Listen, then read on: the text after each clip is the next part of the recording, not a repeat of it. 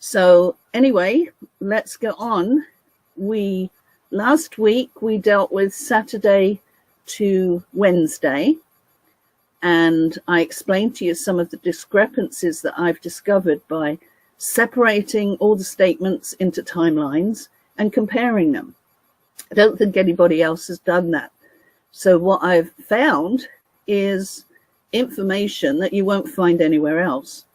Now, we're up to Thursday, excuse me, but before we start, I think Maureen's going to show us a video which gives you, I did this video showing all the locations around the resort so that you have a good idea of where everything was placed. Now, it's probably going to go too fast for you to actually take it in, but you can see that if you ever want to picture anything or see how far one of the places is from the other, I think this video will really help you. So if you could put that on full screen, Maureen, that would be great.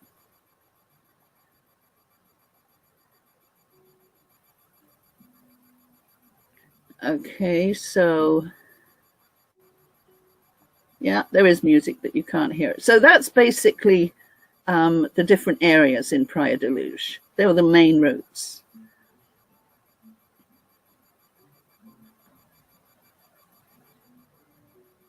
And you can see the Ocean Club, where the Twins crash is and where Madeleine's crash is.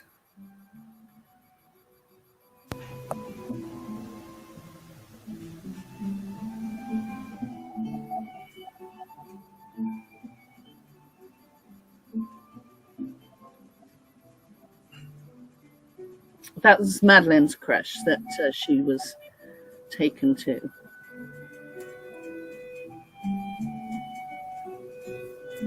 And that's the entrance to it on the side.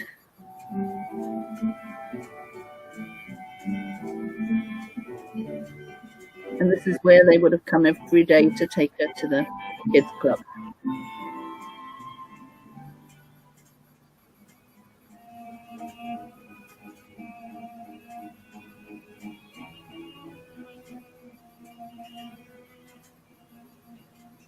Lots of people don't realize that there was actually the two groups in one room, and there was approximately 14 children.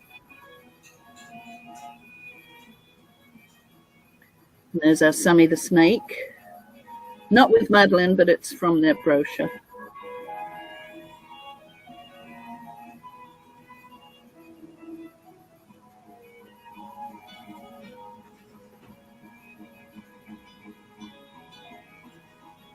So the Twins crash is right next to the Tapas.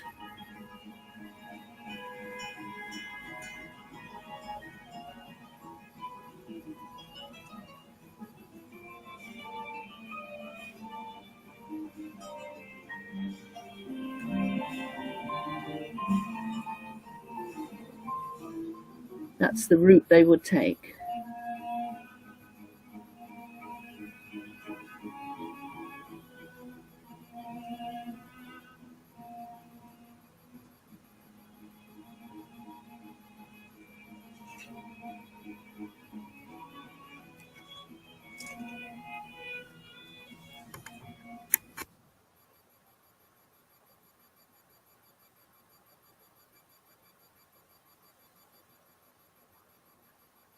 It actually surprised me when I saw the high tea area. I wasn't picturing it that way until I actually got these pictures together to realize.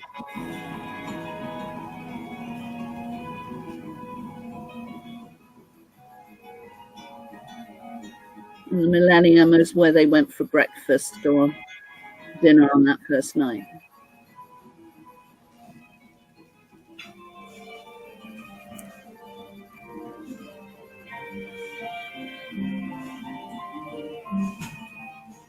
And that was the restaurant that they went to that first night.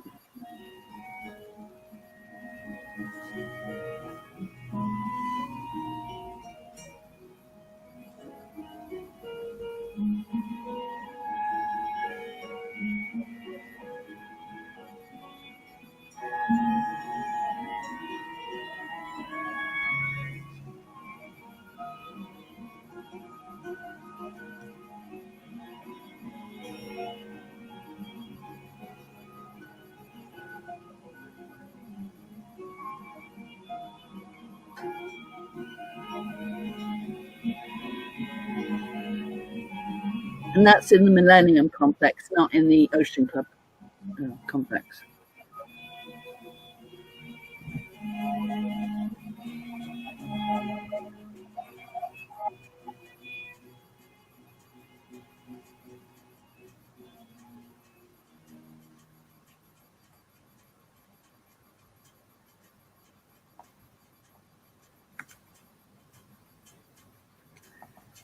Okay, thanks, Maureen. So I think during last week we went through Monday to Wednesday, and I think I pointed out a lot of the discrepancies for each day.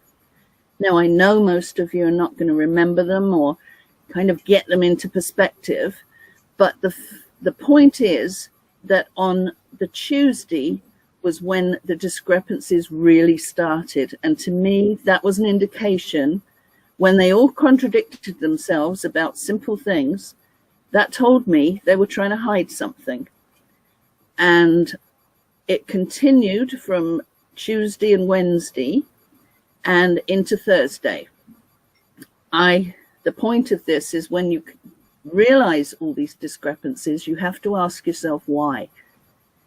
Now, I think I went over a little bit of Thursday morning, but on Thursday morning, they supposedly awoke to Madeline claiming that the twins coming to them and claiming that the twins were crying. Now, I wonder if you can put the graphic up for that, Maureen, if you would. I think that's number 4. And although I can't read it, she apparently came to her father and was saying that the twins were crying. This is in their May 4th statements the next day. Kate said that she said that it was the twins crying. Now, on the 10th, they changed it. And Jerry claimed that he went to the mother and said it was Sean and I crying. And then later in September, Kate said that it was both of them, that they came to both of them and said that just Madeline was crying. What seemed odd is that initially they tell us that Madeline said the twins were crying on the May the 4th statement. Now, Kate supposedly told Jane and Fiona that she told them that on the Thursday evening. Funnily enough, when Jane and Fiona said in their statements, they didn't say that Kate told them the twins were crying, which was what Kate said in her statement the following day on the 4th, which you would have thought she would have said. They said that Sean and Madeline were crying. Well, that's what they changed it to on the following week. So it seems that really, did they hear her say that on the Thursday, or did they change it according to what the May 10th statement said? Did Kate and Jerry change it? Kate didn't actually have an interview on the 11th that we know of, but did they change it specifically for some reason, that instead of saying the twins were crying, that it was Sean and Madeline crying? And it was the second change that Jane and Fiona claim. So that to me tells me something is odd. They should have said the twins were crying if they heard it on the Thursday night. So anyway, that's excuse me, that's the beginning. Now, the next thing is they left for the crash. And this again, and keep in mind, this is the day before the statement. So there's no reason they should have forgotten anything, got anything wrong, but they contradict each other. And this is the day Madeline went missing. Now, surely they would remember when they left for the creche which door they walked out of. Now, I just have to double check on this, that I think Jerry claimed that he went out, he let them out through the back door. So here's Kate with the 3 children going down the stairs on her own, while Jerry locked the doors and then went out through the front door. Kate claims that they all left through the front door. So why would there be that contradiction? You'd think they'd remember that from the day after. You know, did Kate struggle down the stairs with the children? Or, as she said, go out the front door? And if so, why did Jerry claim she went out the back door? So those 2 contradictions are absolutely there. So then, once the children were in the creche, Rachel says that she sat with Kate by the pool waiting for Madeline to come for her tennis lesson. Now this is where it gets really confusing, because we know that Madeline's group at least played tennis on the Tuesday, but Rachel claims it was the Thursday that she was sat waiting for Madeline and sat with Kate waiting for Madeline to arrive. Why would that be? It was the other children's tennis, the Sharks, that were playing on the Thursday. So that doesn't seem right. She also claims that's the last time she saw Madeline. So is she claiming the last time she saw Madeline on Thursday, even though Madeline wasn't playing tennis Thursday? Or had she not seen Madeline since Tuesday? Definitely some strange oddities there. So Jane and Russell were both at the mini tennis, and it wasn't Madeline's group that were there, it was the Sharks. And they both recall speaking to this chap called Nigel because he had a camera, and they discussed about how difficult it was to take pictures of the children and how it could be misinterpreted. So during that half an hour, Jane left and went down to the beach, where she met Fiona and David on the way back from windsurfing. Apparently they were both cold and heading back to the apartments to change. Jane arrived at the beach in time to catch her older daughter. Now her older daughter is 3 months younger than Madeline, and in the same group as Madeline. And they were getting ready to go back to the creche after their mini sail Thursday morning. She said she took pictures of her daughter, but no mention of Madeline, and there's no pics available in the files. Jane's statement tells us that Russell went to the beach with her. Now, although, excuse me, Rachel tells us she was at mini tennis on Thursday, there is no mention of her by Russell or Jane. And there was Jez Wilkins' wife, Bridget O'Donnell. She did a blog at one point, and she says in her interview with The Guardian that she saw the children all pink and pretty, but does not specifically mention Madeline. She also says that Jerry and Kate spent time talking with the tennis coach. Now, none of this really fits with the fact that Kate supposedly played tennis from 9:15 to 10:15 every morning, so she couldn't have been sat with Rachel all morning. And Jerry plays from 10:15 to 11:15, so when Madeline was playing tennis, he couldn't have been there with them. He would be playing the tennis in the next court. None of it fits. Fiona claims to have been with her by the pool and went to pick up Fiona's youngest daughter in the same room as Madeline. Now again, this is what's weird. Kate tells her the apartment to make lunch, and Fiona and then supposedly joined Fiona to go to pick Madeline up. Fiona tells us that they left from the recreation area and both went to pick Madeline and Fiona's daughter up. Then Jerry says that it was him that went to pick Madeline up. And he remembers it specifically because he took the shortcut. Now, keep in mind, what I try to work on is with the early statements, because that's before they've actually had time to change them. And the early statements are the day after this happened, the last day that Madeline was in their life. They are trying, first of all, they don't know which door they came out of. Then they don't know which of them picked up Madeline from the creche at lunchtime. And Catriona, she doesn't know who, or she can't remember who picked Madeline up.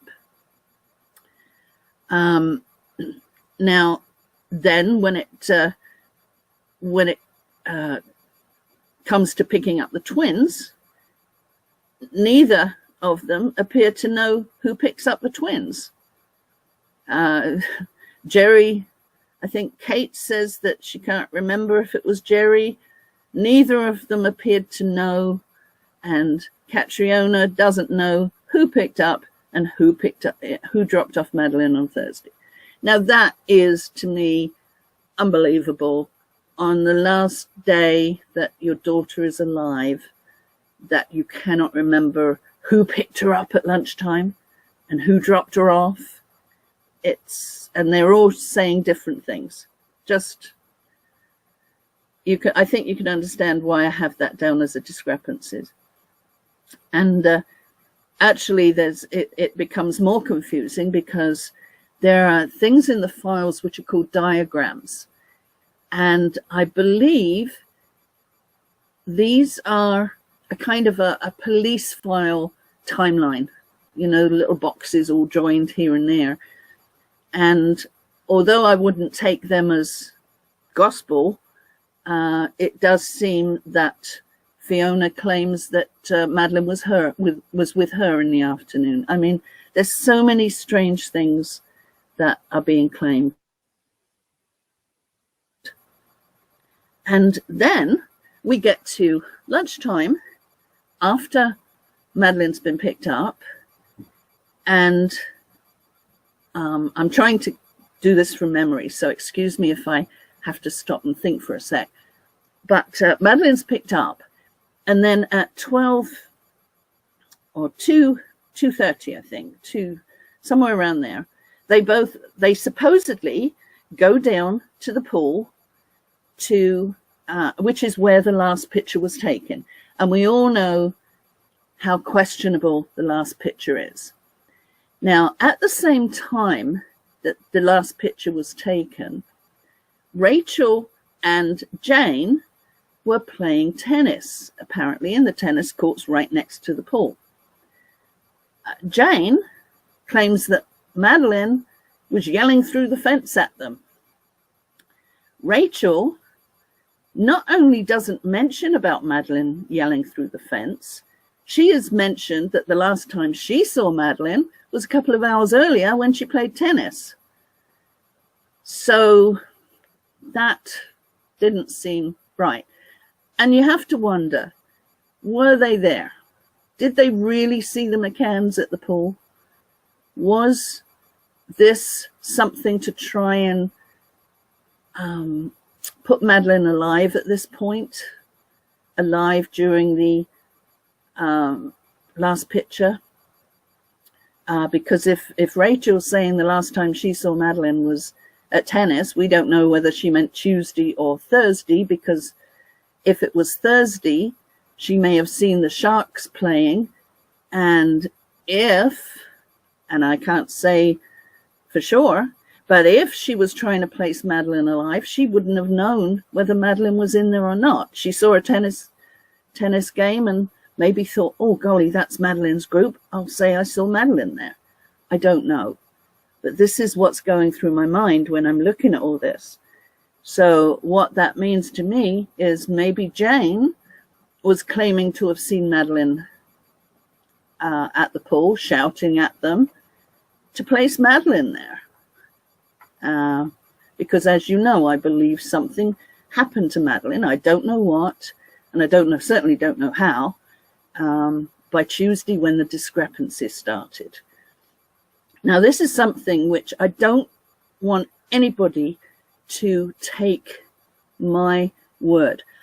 Well, you can take my word that all these discrepancies come from the files, but you need to think them out for yourself. And, you know, maybe you can come up with some other conclusion. I don't know. But this is where it was taking me. So at this point, after the supposed picture was taken, which very well, in my opinion, could have been taken on the Sunday. And the reason being, it was another nice day. The EXIF data for it could have easily apparently been changed, as opposed to any photoshopping. I think it was probably just taken on the Sunday, and then because Jerry was wearing sunglasses, he on the Tuesday he said he stopped at the shop to pick up sunglasses, and maybe but the reason for that is he's trying to tell everybody that he didn't have sunglasses before Sunday, he had them for Thursday. And that, you know, and if it was taken Sunday, he's trying to change that. Can't express what I hope you understand me on that. So after lunch, they took the children to the creche. Supposedly, let me just see here, at 2:40 approximately, and dropped Madeline off at 2:50.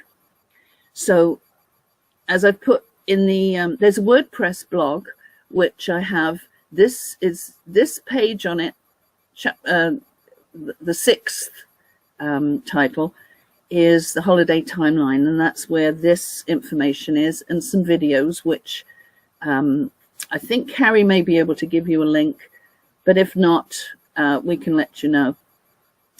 The twins, yeah, so why did Fiona claim, according to the diagrams, that she had the twins in the afternoon? Were the twins at the crash, or is it a story made up to support the last picture, which, as I mentioned, I believe is taken on the Sunday? During the afternoon, apparently Kate and Jerry were able to book a tennis court where they played before Jerry continued playing with one of the other guests. And Kate went for a jog and went down onto the beach.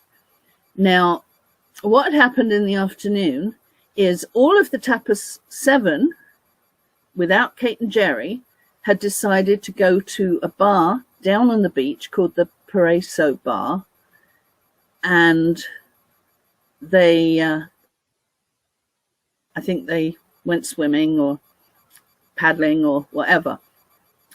And so they were in this bar, and it's confirmed that by CCTV footage that they were all there. Just the Tapas 7, not Kate and Jerry or Madeline.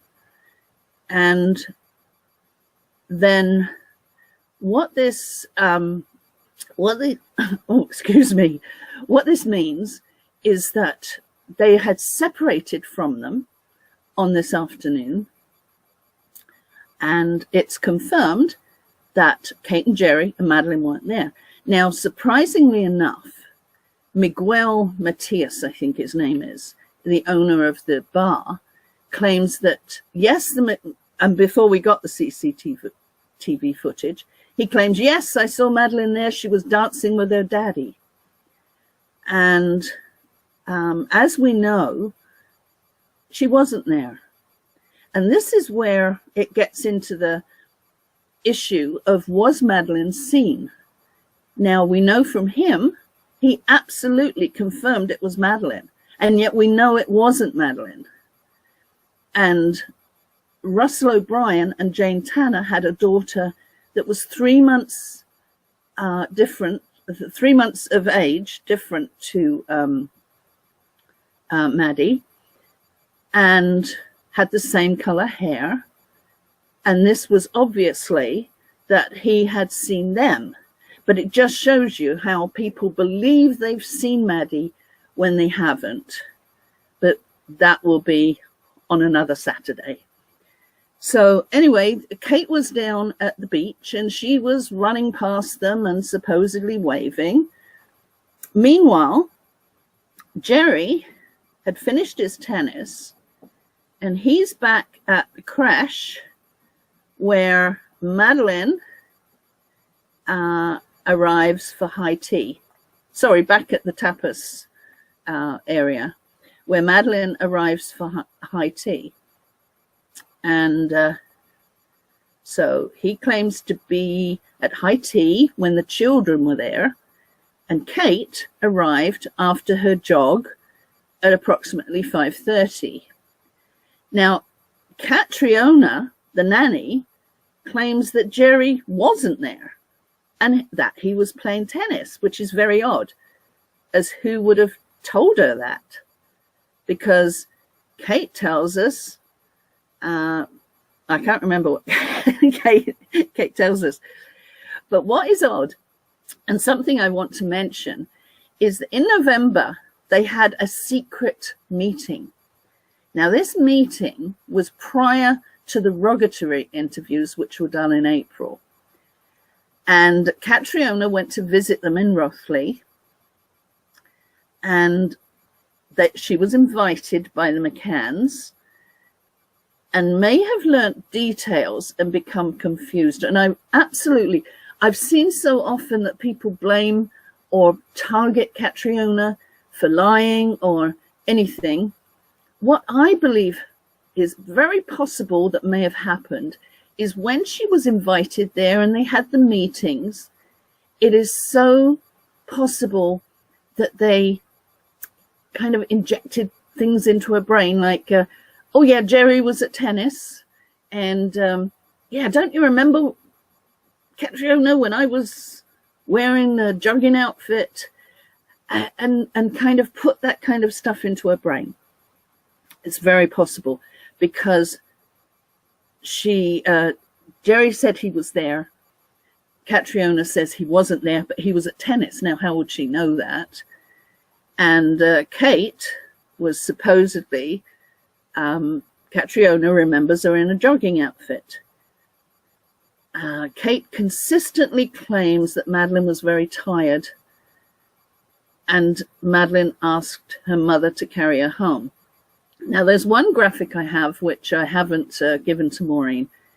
And what it is Catriona never in her statements that I have found says that she saw Madeline at high tea that night, that afternoon. She said that Kate was sat with the twins. She was never specific. I look for specifics. And is there somebody there? Anyway, I look for specifics, and never can I find Catriona actually saying that Kate was there, that Jerry was there. So this is another question. Kate actually signed Madeline and the twins out at, I think, about 5:30.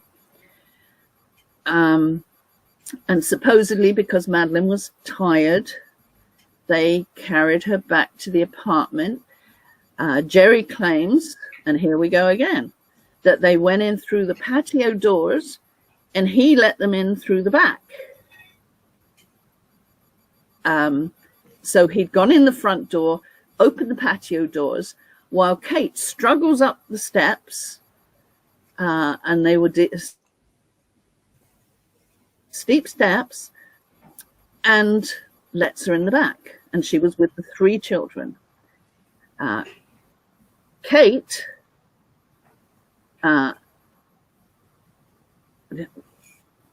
Kate claims that they went through the front doors. So Again, this happened in the morning. Both of them contradict each other, which is no big deal in real life. But the point is, you're giving a statement about the last day that Madeline was alive, and you cannot remember between the two of you which door they went through, unless, of course, that didn't happen.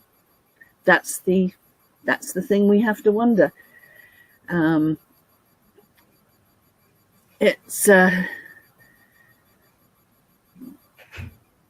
you have to wonder if they actually did go back to the apartment at that time. It's just something which really gets to you. Now, then what happens is Jerry this was 5:30, they went back to the apartment. And as I recall, Jerry had a tennis lesson. So he left Kate with the children, apparently, and went to the tennis lesson. Now, Russell, we come in with Russell. He claims Kate and the children were there during the men's tennis. It was a men's tennis match. So, but Kate said she wasn't. She went back to the apartment, took a shower and a bath, which was kind of odd. But then she got a knock on the patio door, and it was David Payne, who'd stopped by to pass a message to her from Jerry. And that was about 6:30. Now, and he was asking if she needed help to take the children to the rec area. Kate claims that he was there for about 30 seconds. I think she had a towel on and claims it was for about 30 seconds. Now, David Payne goes into great detail about how lovely the children looked in their white. I won't go into detail, and I haven't got it, but he claims he obviously spent a lot more than 30 seconds in the apartment. I think, in fact, he acknowledges actually going into the apartment. Mrs. Fenn upstairs, the lady who lives above them. Now, according to one interview with Gonzalo Amaral, she said she saw David Payne on the balcony at 7. Now, a lot of what Gonzalo Amaral knows may not be in the files, but I absolutely believe anything from his interviews.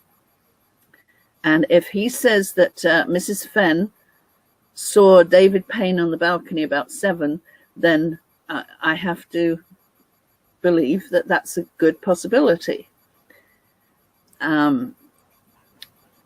Now, David Payne was back at his apartment at 7:10.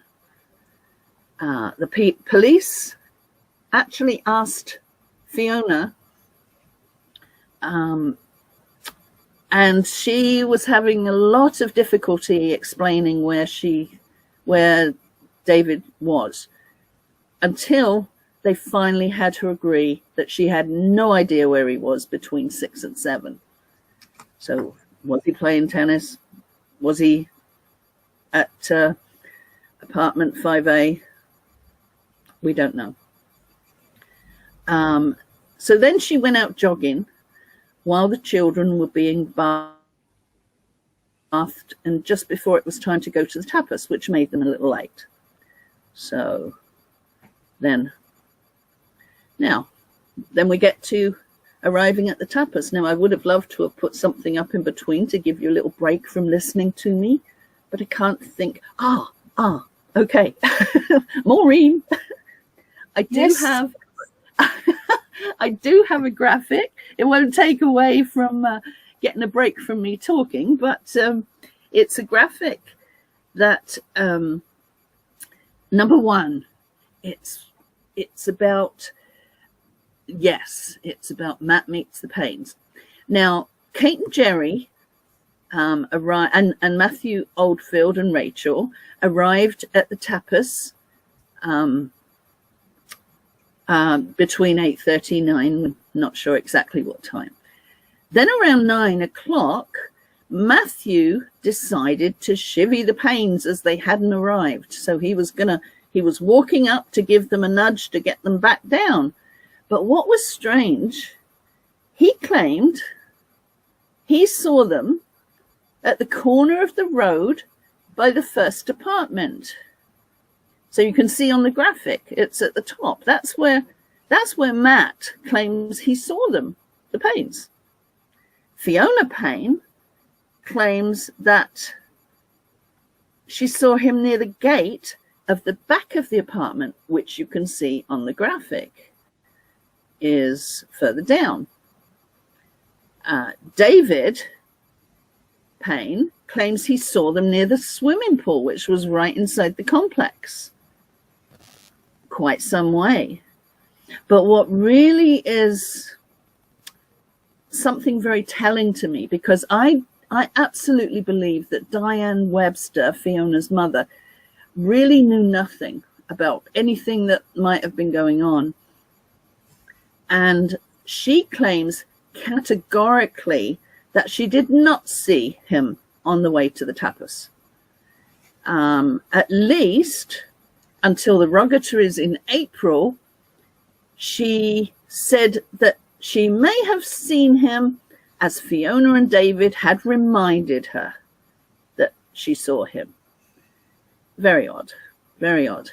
So basically, this, to me, it's very possible that this meeting did not take place, that this was set up and none of them had actually made it clear to each other where they were supposed to have met, and they all supposedly met at different places. I mean, that's for you to decide.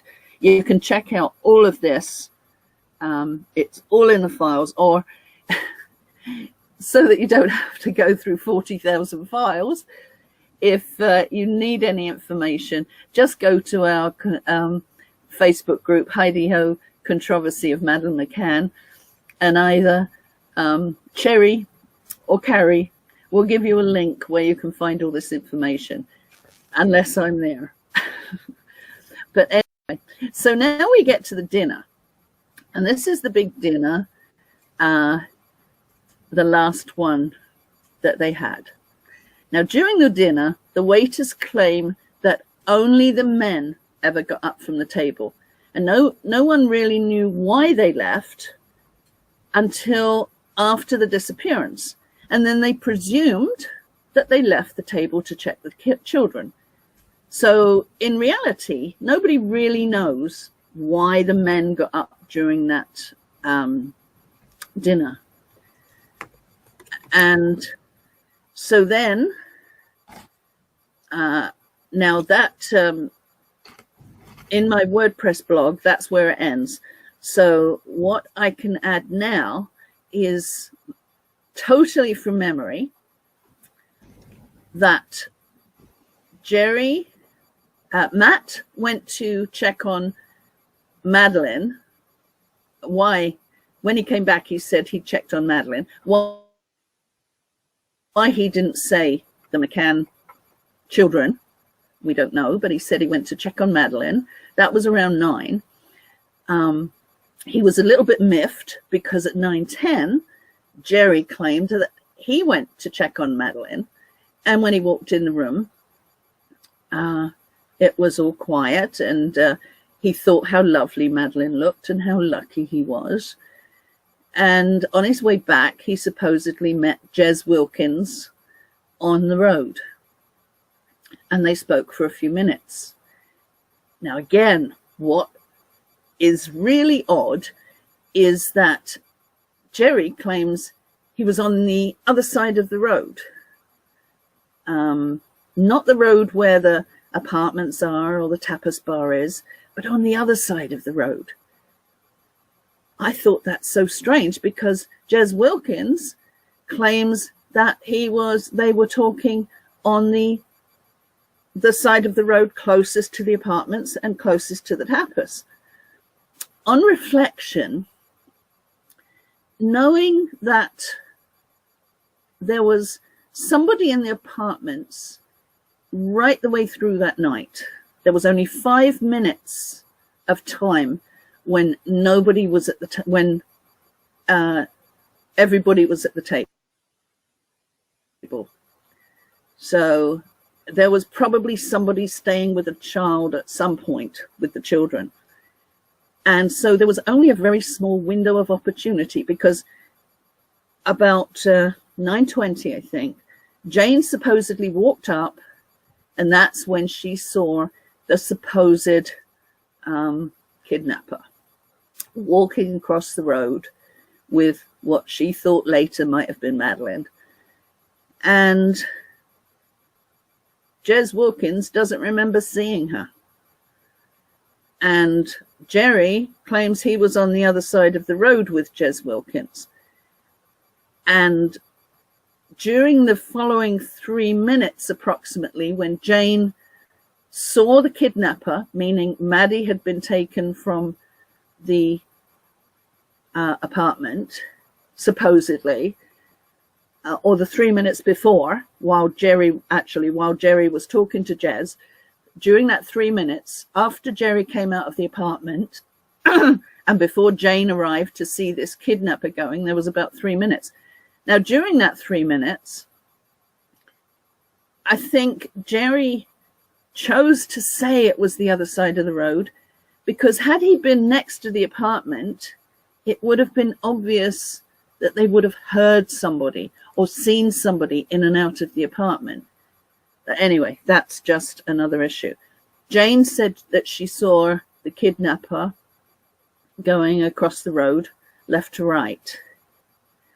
An interesting thing that Gonzalo Amaral tells us is that, in fact, they didn't use the front doors.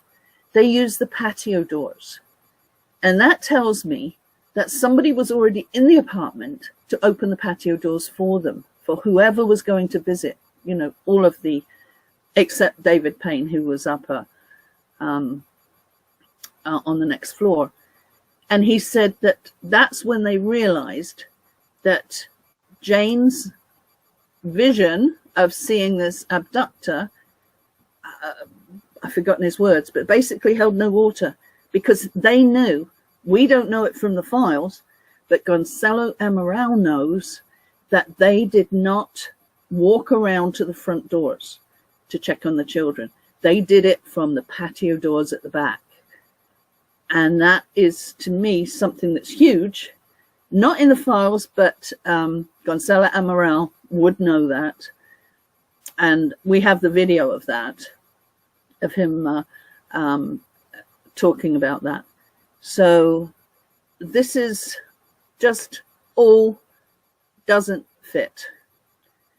And from then on, as we know, Jerry goes back to the Tapas and joins them back there. 5 minutes later, Matt and Russell both get up from the table. Matt supposedly goes with Russell to his apartment, but Russell decides to stay because the children are not well, or one of the children is not well. Matt goes apparently into the McCann's apartment through the patio doors and claims that he didn't actually see Madeleine because she was behind the door, like not behind the door, but to the left of the door behind the wall. And he came back to the Tapas. Russell stayed, and supposedly a short time after, Jane left the Tapas and went over to relieve Russell, and he, about 5 to 10, returned back to the Tapas just before Kate got up at 10 o'clock approximately, went over to the apartment and discovered that Madeleine was missing. And as we know, instead of yelling, phoning, screaming, she's missing, she didn't. She leaves the two young twins that were about 20 months old in the apartment on their own and goes back to the Tapas bar to supposedly get help, where they all went back to the apartment. And now it gets to the point that this really, really annoys me, because this is just previous to where the police are called. Now, this was around 10ish, just after. The police did not receive that call till 10:40. And it's all in the files. And yet they claim that the police took a long time. There was 2 officers in Auxerre or somewhere. I don't know how you say it, and they were there within 15 minutes. So they arrived around just before 11. And this is where they started to claim how the police were so bad. And it follows through to this day, because I think they needed to make sure that the police had no credibility whatsoever, so that when the police did show everybody the facts, the Portuguese police, that nobody would believe them. They've told everybody how terrible they were, and you can, and it really is sad that the Portuguese police have been made out to be, I'm sorry, I've made a few videos about the police and how quickly they reacted, and how by just after 1 o'clock in the morning, there were around 13 police officers there. This is just over an hour since they were called, and there were already 13 police officers there. And through to the night, there were more and more. The police officers were called in from their sleep to come and help that night. There was a lot of police officers there, and I can't offhand remember how many, but I do have them all listed, the times they arrived, the times they left, and they were right there through till, I know that the one officer was right there through till about 7 in the morning. And he left for an hour and he came back again. It was a tremendous effort by the Portuguese police. And that is what makes me really upset, that people believe that the police did nothing to help them.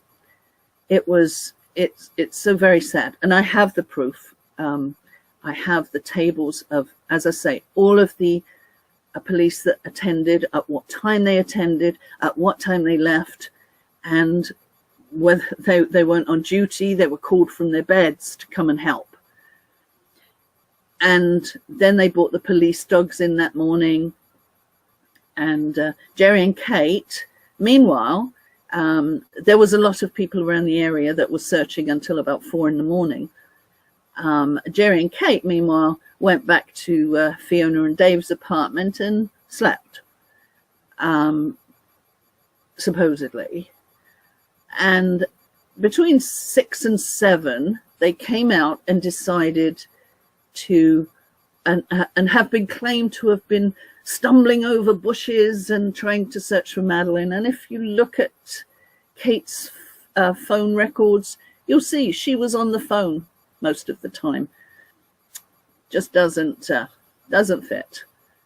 So I think at that point there was a lot more that happened during that night, but we can maybe go through that later, because I think you've probably had about enough of it right now. Now, just the one thing, Maureen, if you could put up let me see, the number 5 graphic, that would be great. And this is the picture of Madeline that was posted on all the notice boards everywhere to try and get hold of Madeline. Now, there is an issue about where they got the picture from, who printed it. That's another story, and it's not one I'm overly familiar with. But for now, if you look at that picture was taken quite some time ago. And you can look at the picture of one of the Payne's daughters. You can see there's a resemblance.